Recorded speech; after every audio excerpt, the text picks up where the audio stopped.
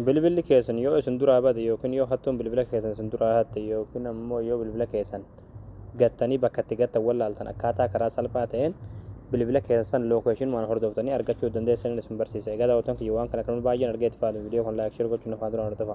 Dursa aappii tokko gabbifachuu isin barbaachisa. Aappii kana gabbifachuudhaaf as Google Chrome keessan galtu achi booda bakka sarchii kanarratti tokko kilikni gootu achi booda bakka sarchii kanarratti gola Oromiyaa tanii barreessitanii gola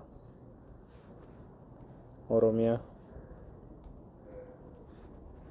achi booda gola Oromiyaa kan jalaa isinii baa asirratti tokko kilikni gootu ammallee asirratti gola Oromiyaa kan irratti tokko kilikni gootu ammallee haala kanas teessifataa soloota ekoon sarchii irratti tokko kilikni gootu bakka sarchii kanatti qubee ga na ka barreessan achi booda sarchii fuuldura kanatti kilikoo sarchii gootu achi booda haala kanas suuraa kana isinii bitaa suuraa kanatti tokko kilikni gootu achi booda aappicha gabbifachuudhaaf sira ol deemtu dhumaati achi booda dhumarratti qalama deemaadhaan kan barraa aappii as tuqaa buufadhaa kan jalatti daawulood kan jettirti daawulood taasisuutaniiti aappii kana bilbila nama kamirrattu gadi buuftanii jechuudha bilbila keessanis ta'e bilbila nama birootis ta'e salphatti aappii kana gadi ni buuftu.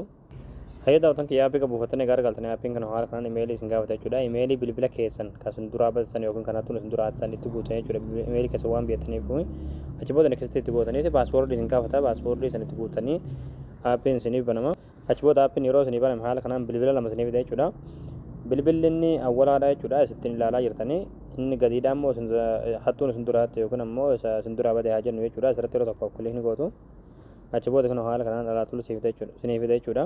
Ammallee asirratti waan adda addaa gochuu dandeessan jechuudha. Fakkeenyaaf qulfiidhaan yoo qollofuu barbaadan secuur gochuu barbaadan qollofuu dandeessan jechuudha. Akka namni iccitii keessan duraan argine asirratti get direction kan jedhamu irra ta'uu dha immoo alaatuluma lookeeshina sanirra sin geessa jechuudha. Isin galee fakkeenya asirratti yoo dhoonne alaatuluma jechuudha. Google maappiidhaan irra gahuu dandeessan jechuudha. Salphumatti eessa akka jiru argachuu dandeessan.